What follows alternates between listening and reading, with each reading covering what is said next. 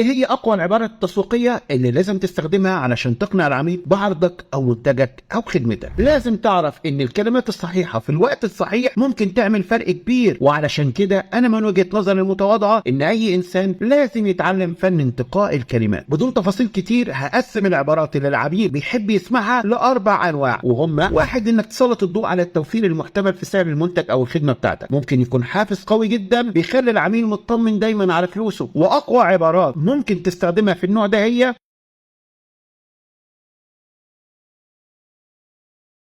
اتنين، انك تقدم ضمان للنتائج اللي عايزها عميلك، وده بيخاف الشكوك وحالة الخوف عند عميلك وبيزود ثقتهم في المنتج او الخدمة اللي بتقدمها. واقوى عبارات ممكن تستخدمها في النوع ده هي: